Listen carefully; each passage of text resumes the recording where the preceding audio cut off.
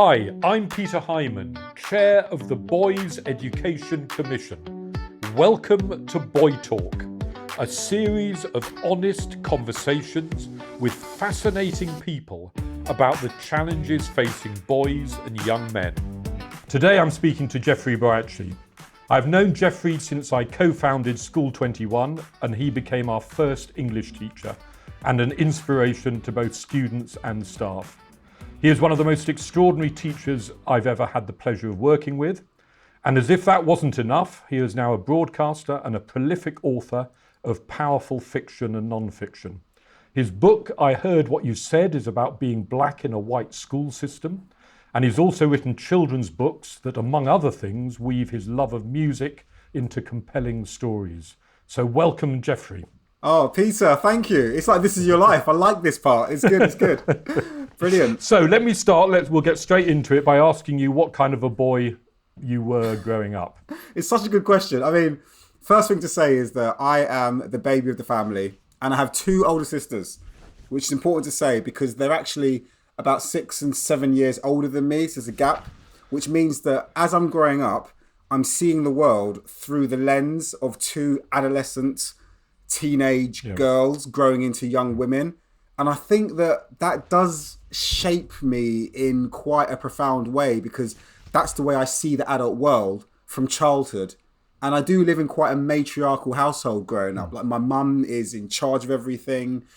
She's working. My sisters are like her deputies. And for me, that was very normal. That was just what I thought a normal household was. And then I suppose outside of the home, if you go into school and stuff, I've always been good at school. Part of it is maybe part of the immigrant background of do really well at school and listen to the teachers and don't rock the boat. But one of the things that I struggled with as a child was actually speaking because I have a stutter, a stammer, which surprises people because of what I do for a living. But that essentially means that I had a real insecurity with words, but I could only control them when I wrote them down. So I had a fascination with words from a very young age that came out in writing and poetry. So I felt expressive with the written language more than the spoken language. And I think that contributed a lot to me becoming a writer. And in school, it was a place I could flourish because I could write very fluently. I was fortunate enough to be a very good reader from a young age. So reading and writing, those kind of fundamentals were a big part of my identity growing up. So I was a very bookish boy. I wasn't into sport. I didn't do football. All my friends did. As I grew up, I became more into alternative spaces like skateboarding, things like that. But I was very much creative with words, interested in language, quietly reading books that I shouldn't be reading. That was me. No, that's amazing. And look, that totally resonates with me at School 21. Your lessons and inspiring boys as well as girls to write from a young age. I mean, I remember the year 7s you got writing beautifully, even those you wouldn't expect to want to write or feel they had a facility for writing. How did you do that and what were the challenges you faced? I think you have to go to the core of why you write. I think that's really important. If you're writing to pass a test, that's motivation, I suppose. If you're writing to have an argument, that's probably a slightly more burning motivation. So a lot of the time, having a good sense of why means that the how is almost just like a stepping stone that you don't need to angst over, but that makes you more fluent. So when I'm working with boys and girls, students, I'm thinking, what is the purpose of this piece of writing? Are you trying to entertain? Are you trying to confuse? Are you trying to excite? Are you being a trickster? Are you being an authority? And those feelings really push everything else. And that's where the fluency comes from, but that's where the importance comes from. And I feel as though you can do that in any context. And on the back of that, I suppose, is, who are you? Which perspective are you writing from? And when you really tap into that, everyone has got something quite important to say. I really believe that.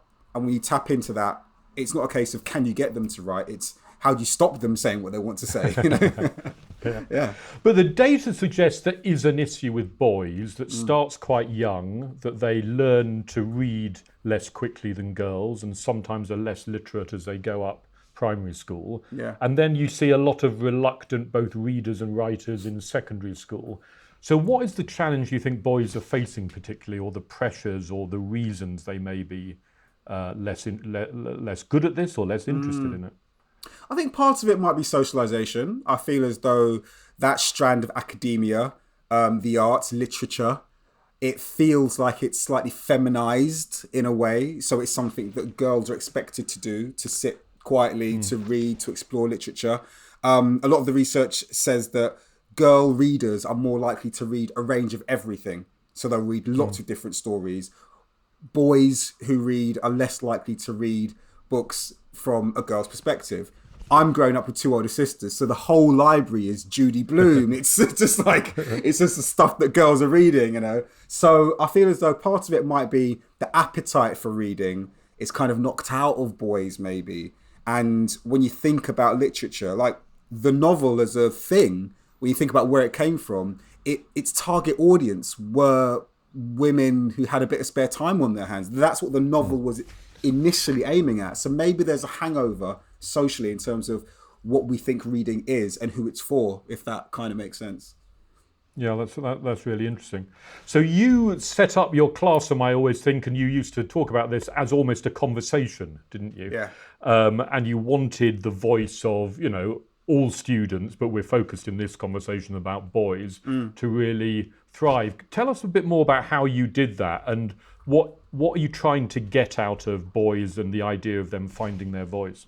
Yeah, I think that, you know, when you talk about setting up a classroom, you're setting up a culture, and finding a voice is very important.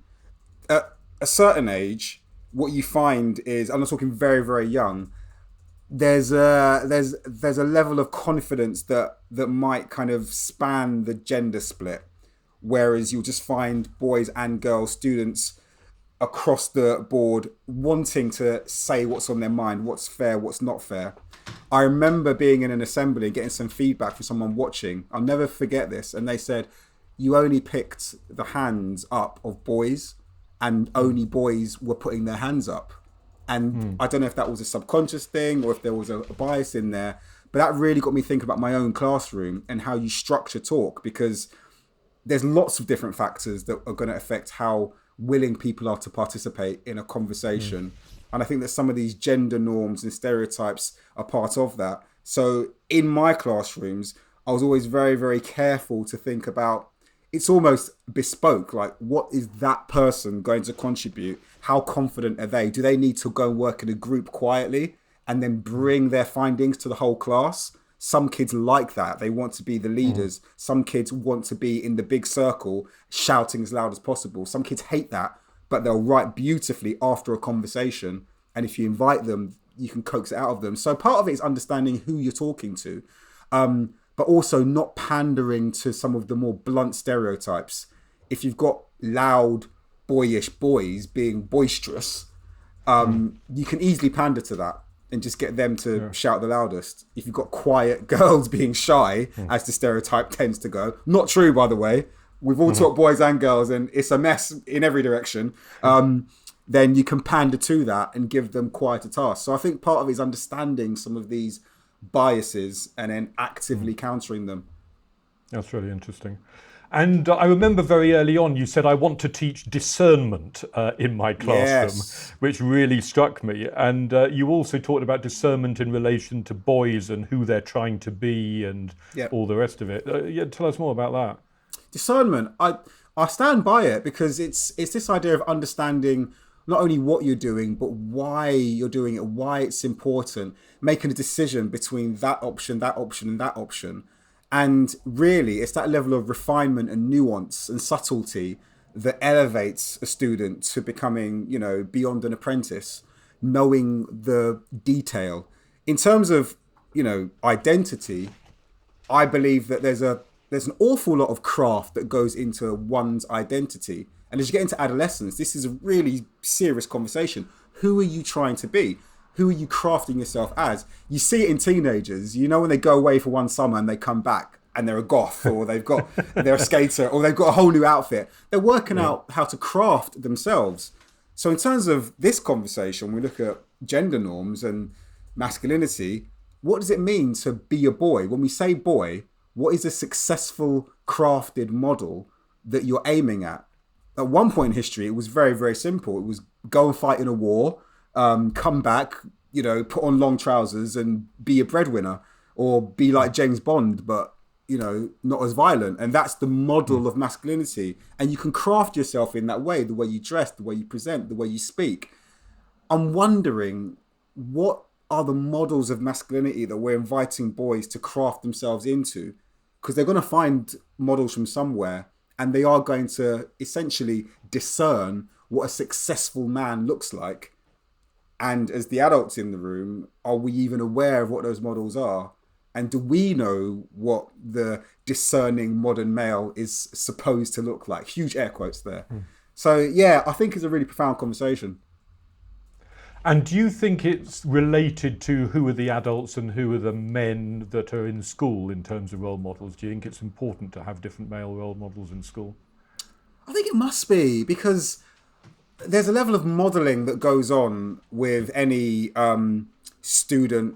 I like to think of it as apprentice and kind of expert, that kind of relationship, because the apprentice is basically modelling themselves and their craft on the person that has the skill set and is showing them what to do. If you kind of take that conversation wider into role models and who you find in education, then are we asking our students to model themselves on the teachers that they see? Or are we asking our students to satisfy external pressures? Are we asking our students to produce certain outcomes that satisfy much wider economic needs? Because I feel as though one thing that I've benefited from is positive role models in this lane of English and literature and criticality. My first English teacher, when I was at secondary school from year 7, and I had him until year 10, just happened to be a black Ugandan male English teacher. So I never knew anything different. I thought a black man could teach English, and he came with a very specific perspective on the world. Pan-Africanism, a deep love of Shakespeare, the classics. He also trusted me to give me work that was way harder than I was expected to do, because he saw something in me. So consciously and unconsciously, I was probably modelling myself on this model of expert, and I can see traces of Mr. Seba, in me, and I talk about him in my work, and I've actually been in touch with him in recent years. It's quite an interesting circle to meet. Nice. Yeah. So then unpick a bit more that when the sort of, we're all multi-layered. So in the classroom, you're both a teacher and a male teacher and a black male teacher. Yes. How do those identities play out? You wrote a bit, quite a lot about this in your book. Yeah. How did you see that playing out, and how individual students responded to that? Well, the intersections are fascinating, because some of those things feel like they're mutually exclusive to the others. So I'm in a sector, education, that is dominated in my lane of English teaching by white women, if you want to be really crude about the identities you find in the English classroom. It's probably pushing 80% or so, give or take. So existing as a black man in that space is already doing some cognitive dissonance to these kids. They're actually rethinking, is this something that is for me? Because if it's been heavily, quote unquote, feminized or presented as being something that only women do, kids are like Alexa, they're always listening. And they're probably walking into that thinking, this is not for me. I've taught in boys' schools where some of the brightest minds who I know loved literature and loved English and criticality and would have gone all the way with it, they get to year 11, they do it for GCSEs, and it ends because they don't see it as a subject that's for them. And it's a real tragedy. So these intersections are often political, small p political, without even trying. I exist as a not a problem, but a provocation to the status quo, because I'm these things that you're not expecting to see. And I think that can be interesting because it's quite empowering for boys to see, there's a man doing something a little bit different. There's a man talking about emotion and literature and character and narrative. And this is something that I thought only women did. So maybe this is something that I can also do. I think that might be quite powerful. I'm not saying that every school needs to crowbar in, men into stereotypically female spaces and women into stereotypically male spaces, but it does do something to widen the perspective. Yeah, that's really interesting. And let's tease out this thing, we've talked about this in the past, between the sort of canon, and I've seen you inspire young people in Shakespeare on the one hand, and a love of Shakespeare, and on the other hand, the sort of relevance of connecting characters so that young people can see themselves. So, a black student needs to see black characters. If you're on a housing estate, you need to see someone who comes from a housing estate. I remember one head teacher criticising that approach and saying it's the tyranny of the relevant. Ooh. And actually, these universal characters of Shakespeare have far more to offer than forcing yourself to connect with the everyday experience. So there's a sort of, it's clearly not an either or, but there's a balance to get right there, isn't there? I've seen you do both brilliantly, incidentally. Yeah. I think, as you say, it's a balance. And actually, the problem is when people narrow this conversation or limit this conversation to a seesaw of two things, like the canon and then students having to learn the canon. It's actually three things. It's the student, it's the teacher, it's the text, the context or the content. And each of those points are equally important. So you cannot go into the canon and ignore the lived experiences of the students who are learning it for the first time. This is why we can teach the same thing year after year and it doesn't get boring, because the students' experiences and perspectives, they're really important. So how do you see Macbeth? Who are you? How does it connect to your life? And then go into the context around all of that. How does Macbeth relate to, the world you're living in now with populism and Trump's America and what's happening in this part of the world and that part of the world and your locality?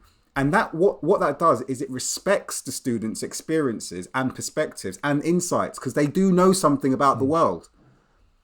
Go beyond that. And actually, what you can start to do in terms of these conversations about what it means to be a man and everything else is you can start to ask students to consider their context. So what does it mean to be a man now? That's a really important question that, I can't answer that as a 14-year-old boy because I'm not a 14-year-old boy. But if I ask a teenage boy that, they're going to give me a very interesting answer. And my job then, because I'm part of the triangle too, is to encourage that and to tease that out and to help that student to articulate how they're seeing the world. So these conversations, they're not scary. They're actually very, very empowering. And if you've got curiosity in you, they're actually really exciting conversations. It's exciting for us as the hardened adults of the world to find out, what do you see in terms of gender politics in this world? And when you bring a text into it, wow, it just opens up, doesn't it? It just gets really exciting then, Now apply that to Hamlet. Go, Yeah. Sorry, really, I get excited by this kind of stuff. No, really interesting. And in what ways is ethnicity an important lens when we're looking into boys and what's happening to them in schools? I think it's crucial. One of the things that I've personally experienced throughout my teaching career is a fascination with blackness as a construct. And all I mean by that is that when we think about black culture, we're often adjacent to youth culture. And this goes back to the birth of the teenager. The teenager did not exist until, give or take, 1948. And the teenager was a terrifying concept, partly because they had this curiosity about marginalized cultures. And in America, it was Black American culture. The first teenagers, they liked rock and roll music. That's really scary, all right? And that story has just repeated itself time and time again with different genres of music, different cultural expressions. And right now we're seeing the same thing. I can remember, who's that historian that I write about very disparagingly? David Starkey. I remember him saying things about, the whites are becoming black. And what he meant was that there's a kind of a persistent cultural influence of black Britishness and black global culture, which young people are fascinated by. Skip ahead to conversations with young boys. They're fascinated by what they see as black masculinity, the music they listen to, the way they dress. They listen to UK drill, to grime. They listen to hip hop and rap. A lot of young people who do not read actually spend a lot of time reading song lyrics. And a lot of those song lyrics are hip hop lyrics. There's research from the NLT, the National Literacy Trust, that shows that far more young people are reading and writing song and rap lyrics than they are consuming literature. And that's interesting because that is essentially a black art form, a 20th century black art form. So I feel like ethnicity is something that can be a gateway into culture, and blackness in particular has got this kind of like chokehold on youth culture.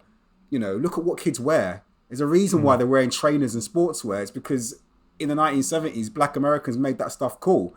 You know, look at what they listen to. Everything they listen to is a derivation of hip hop in some way. You know, so I feel like I've been fortunate enough as someone that likes black music, you know, and likes contemporary black music to be able to leverage that and use that.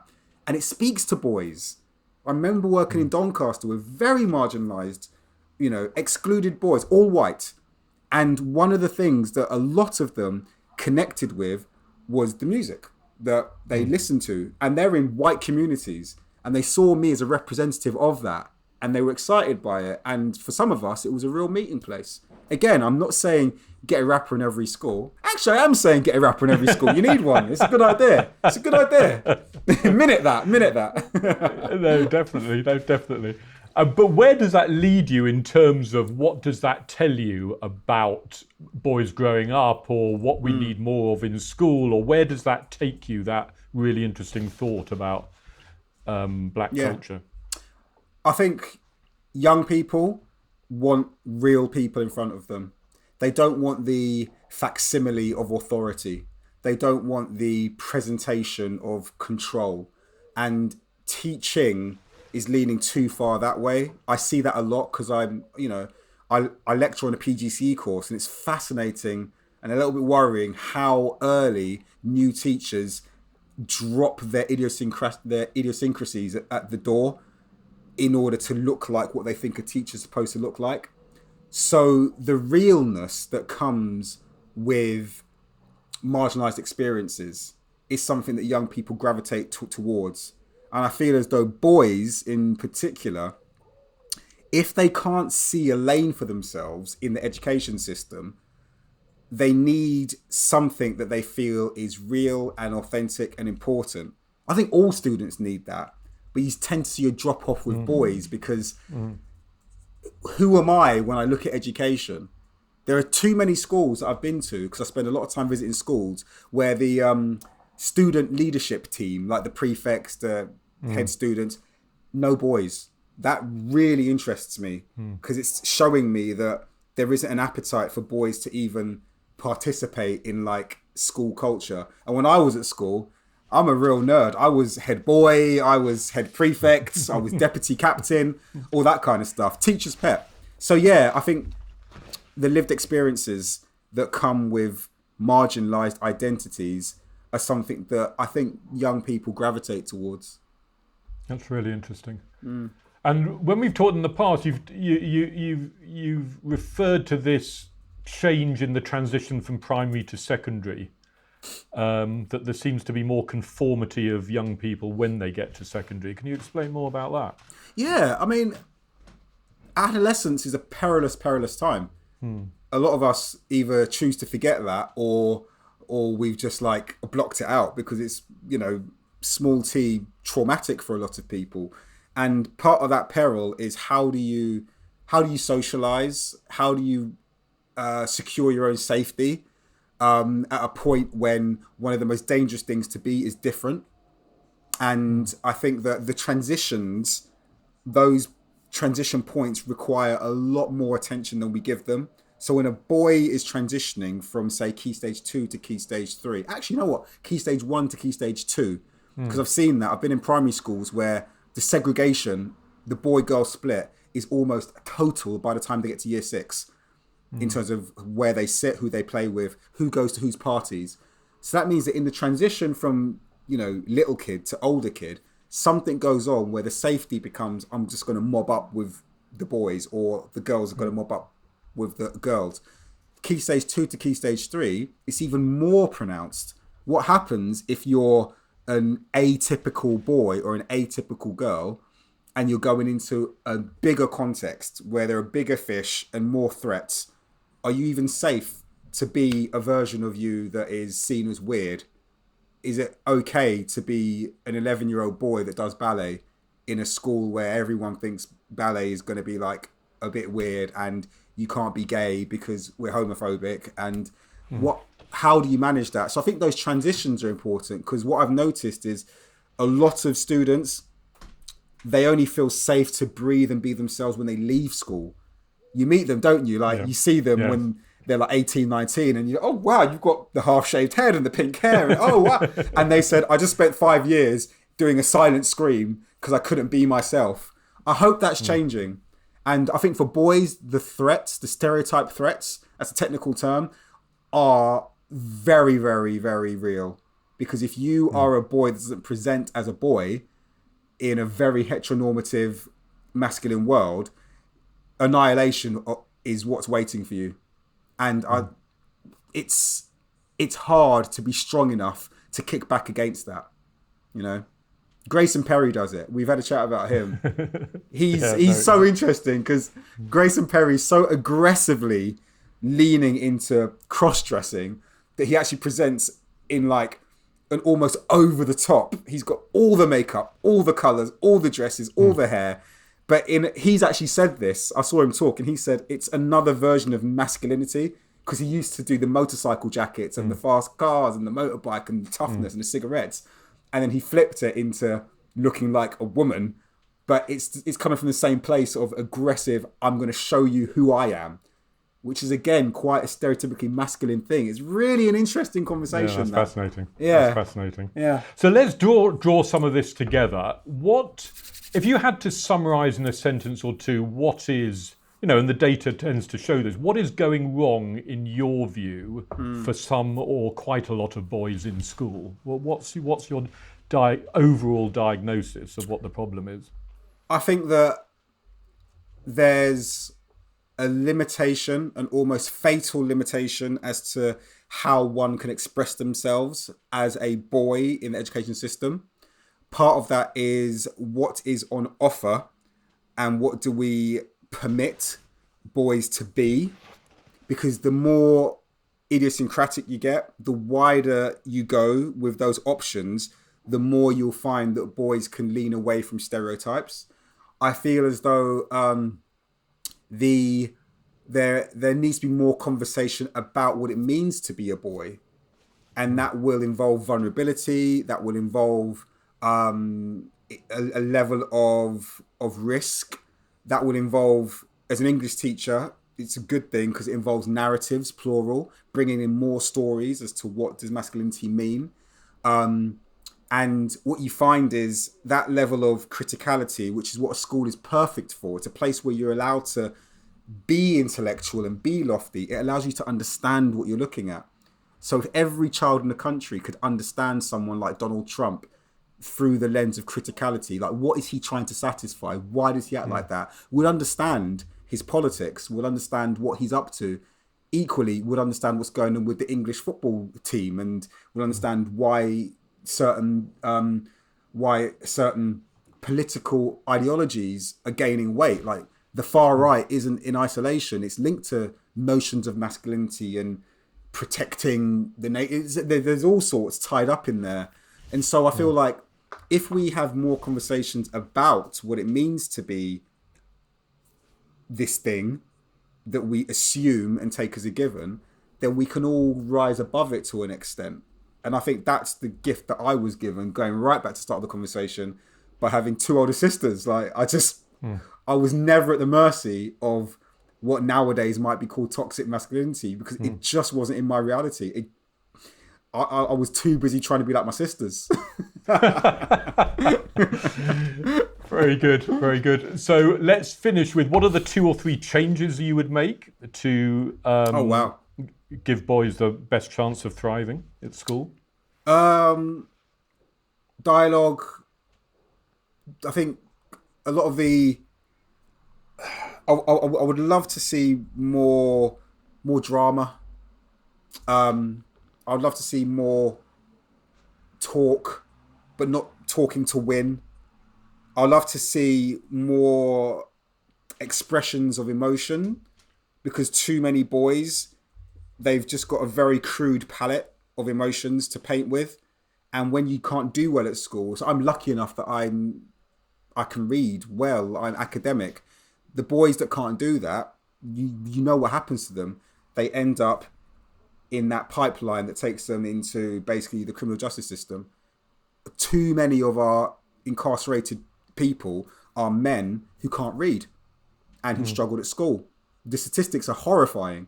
How many men in prison basically can't read? And when you struggle with literacy and numeracy and articulacy, there's a lot about spoken language, which is undocumented, but a lot of boys who can't speak properly, you lean for your very limited palette, anger, aggression, flipping a table, being a bully, and that snowballs in the worst way. So I would love to see a wider palette of emotions being encouraged in our schools. And I think things like drama and literature are great for that, you know. But I wouldn't say that because I'm an English teacher. So that's very powerful. And finally, is there a role model who's around at the moment who you would recommend for boys to look up to?